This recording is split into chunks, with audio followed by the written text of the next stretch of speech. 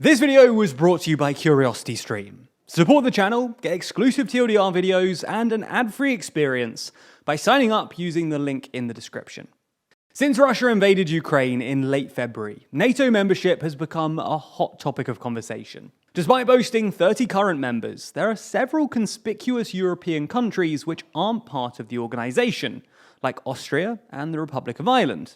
In fact, we've already made a number of videos on the countries that could potentially join NATO next. But in today's video, we're going to take a look at another European exception, Cyprus, who are interestingly the only EU country which is neither a NATO member state nor even a member of NATO's Partnership for Peace program. So in this video, we'll try and explain why Cyprus isn't part of NATO and the likelihood of them joining anytime soon.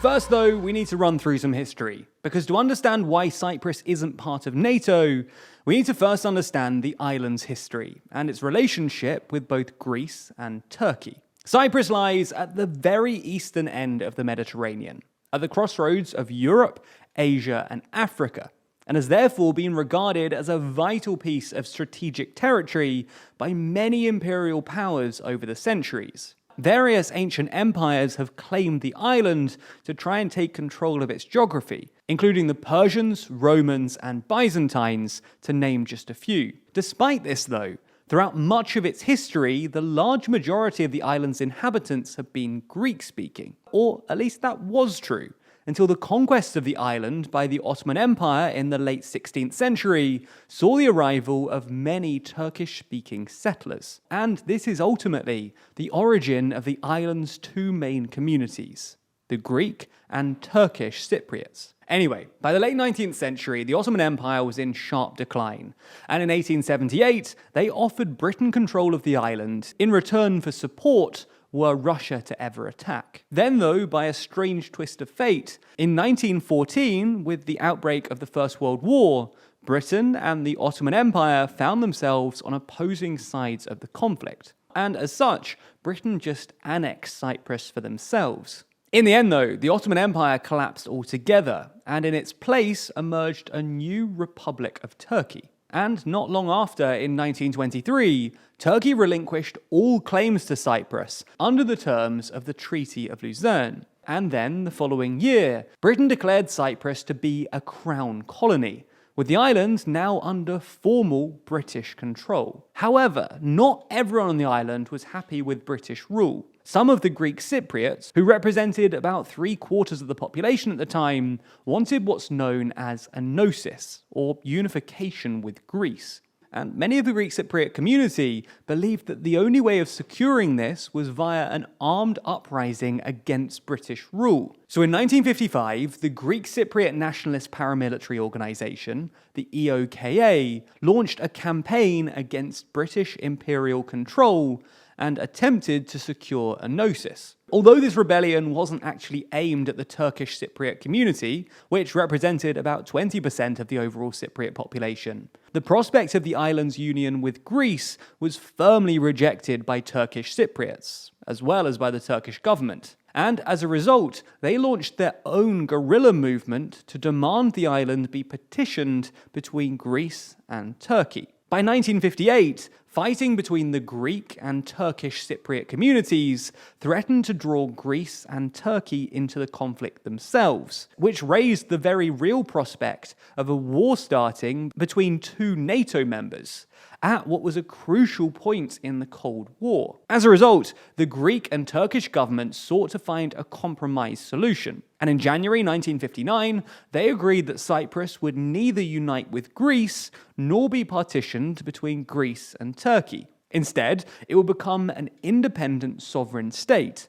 And as such, power would be shared between the two communities within the country. And in order to facilitate its sovereignty and independence, the country would be protected by Greece, Turkey, and the United Kingdom. And in 1960, Cyprus became an independent republic. Unfortunately, despite this agreement though, events didn't remain peaceful. From 1967 to 1974, Greece was run by a right-wing military dictatorship who supported the EOKA paramilitary group. So, in 1974, the Greek military staged a coup on the island, which prompted the Turkish government to also invade. Ultimately, this escalation ended with a ceasefire, with many Turks settling in the north of the island. And as a result, in 1983, Cypriot Turks decided to claim the northern third of the island as the independent Turkish Republic of Northern Cyprus. And that republic continues to exist today. Or it kind of does, depending on who you ask, because Turkey is the only UN member to have officially recognized the republic as a legitimate state. Regardless, to this day, both territories are separated by a United Nations buffer zone, patrolled by the UN peacekeeping force, who perform regular patrols in vehicles, on foot, on bicycles, and by helicopter. Despite this semi-separation, in 2004, Cyprus opted to join the EU, and in 2008, they adopted the euro as their official currency. Now, it's worth clarifying that the EU considers the entirety of Cyprus to be a single independent state, and as such, doesn't recognize the Turkish Republic of Northern Cyprus. Now, with that all on board, it's safe to say that there's a lot of historic tension between Turkey and Greece over Cyprus.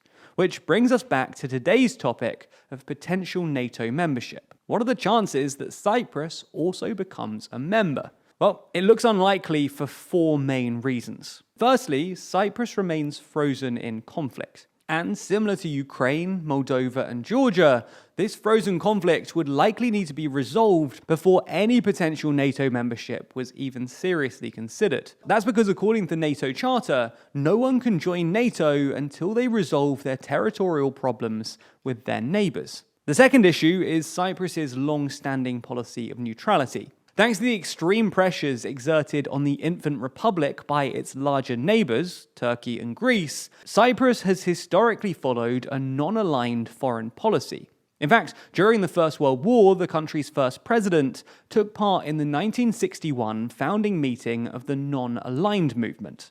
And Cyprus remained a member of the NAM until their entry into the EU in 2004. Despite this, though, it remains the only EU country which is neither a part of NATO nor NATO's Partnership for Peace initiative. And that's not even that contentious within the country. Many Cypriots just don't have much desire to join NATO, and some still resent the organisation for not playing a more active role in sorting out the conflict in the 70s and 80s. The third reason it looks unlikely, though, are Cyprus's connections to Russia. Ever since Cyprus became an independent state in the 1960s, they built an economy that's relied on Russian tourists, Russian investors, and Russian oligarchs. Long known as Moscow on the Med, the island's low tax rates, flexible regulation, and golden visa schemes have enticed Russian investors following the collapse of the Soviet Union. Cyprus has even allowed Russian warships to resupply at Cypriot ports, although that privilege was suspended after the war in Ukraine began. As Cyprus has toed the EU line when it comes to sanctions against Moscow, despite the fact that Cyprus stands to be among the EU nations hardest hit by these sanctions. The fourth and most important reason that Cyprus won't join NATO, though, is Turkey. In previous videos, we've discussed Turkey's negative reaction to Sweden and Finland applying to NATO. So just imagine how Turkey would react if Cyprus, a country which Turkey doesn't even consider to be a legitimate state, were to ever apply to join. So while Cyprus is swaying away from Russia, NATO membership looks unlikely anytime soon. Other countries do have different attitudes though, and some have taken big steps to formally align with Ukraine and against Russia. In fact, we discussed exactly that in our recent video on Ukraine's alliances, which is available exclusively on our streaming service Nebula. And it's not just us on Nebula either, because it's the streaming service that we've built with a ton of other incredible educational creators, including all of these people and many more. So when you do sign up for Nebula, you'll get tons of exclusive stuff from TLDR and all of the others, as well as all of our videos ad-free. If you're interested and do want to sign up, then you'll want to use the link in the description to get the Nebula Curiosity Stream bundle deal. Here's how it works. If you sign up to CuriosityStream, home to the best documentaries online, then you'll also get Nebula included absolutely free. That means it's less than $15 a year for both services. CuriosityStream for high-quality documentaries, and Nebula for bonus TLDR content. And doing so also really supports the channel, so thanks for your help.